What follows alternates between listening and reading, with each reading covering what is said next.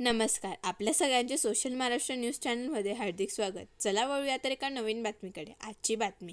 धुळे जिल्ह्यातील शिंदखेडा तालुक्यातील राष्ट्रवादी शरद पवार गटाचे माजी जिल्हा परिषद सदस्य कामराज निकम, जगदीश निकम यांच्यावर झालेला खोटा गुन्हा तात्काळ मागे घ्यावा यासाठी जिल्हाधिकारी कार्यालयासमोर महाविकास आघाडीच्या वतीने निदर्शने करण्यात आली.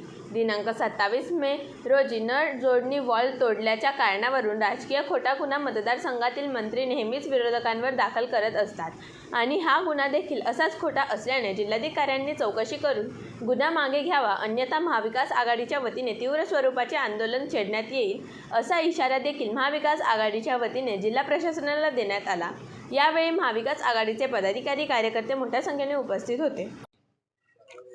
परवा बामणे या गावामध्ये नळ ग्रामपंचायतचे नळ कनेक्शन याच्यावरनं आदिवासी सरपंच आणि त्या ठिकाणचा व्यक्ती भाजपाचा कार्यकर्ता राहुल निकम यांच्यामध्ये किरकोळ वाद झाला आणि त्या ठिकाणी निकम परिवार म्हणजे कामराज भाऊसाहेब आमचे माजी जिल्हा परिषद सदस्य यांचा तिथं काही मात्र संबंध नसताना त्यांच्यावरती पोलीस प्रशासनाने धाड टाकून त्यांच्या परिवारावरती त्यांना अटक केली आणि रात्री 9 वाजता घरून घेऊन गेले आणि सकाळी 6 वाजता अटक दाखवली आणि रिव्हॉल्वर, चाकू असे खोटे गुन्हे या ठिकाणी शिंदखेडा तालुक्यामध्ये नेहमीप्रमाणे दाखल होत आहे आणि याला पोलीस प्रशासन मी पूर्णपणे जबाबदार धरतो, सरकार पूर्णपणे जबाबदार धरतो.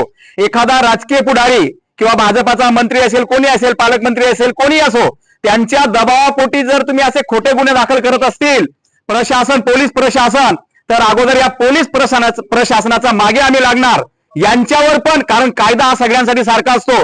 त्यांनी कायदा हातात घेऊन खोटे गुन्हे दाखल करू नये याचा निषेध करण्यासाठी आम्ही सर्व महाविकास आघाडीचे पदाधिकारी माननीय आमचे जिल्हा प्रमुख अतुल भाऊ सोनवणे या सगळ्यांच्या नेतृत्वामध्ये आम्ही या ठिकाणी आज एकत्र आलेलो आहेत आणि येणाऱ्या काळामध्ये जर या पोलीस प्रशासनाने हे खोटे गुन्हे मागे घेऊन जो खरा गुन्हा आहे, जो आमच्या आदिवासी महिलांवरती जातीवाचक शिवीगाळ केलेली आहे, त्यांना दमदाटी केलेली आहे, त्यांचा अॅट्रॉसिटीचा गुन्हा दाखल करून घेतला नाही आणि कामराज भाऊसाहेबांनी फक्त मध्यस्थी केली, भांडण मिटवण्याचं काम केलं, अशा निकम परिवारावरती यांनी खोटा गुन्हा दाखल केला आहे. 307 सारखा गंभीर गुन्हा दाखल केला आहे. तो गुन्हा तात्काळ मागे घ्यावा आणि यांची अॅट्रॉसिटीची कंप्लेंट तात्काळ पोलीस प्रशासनाने नोंदणी करून घ्यावी यासाठी आम्ही नवीनच आलेल्या जिल्हाधिकारी मॅडमांकडे या ठिकाणी निवेदन द्यायला आलोय. आणि जर आम्हाला न्याय मिळाला नाही तर मोठमोठे आंदोलन आम्ही शिंदखेडा तालुक्याच्या वतीने संपूर्ण महाविकास आघाडीचे कार्यकर्ते उभे केल्याशिवाय राहणार नाही.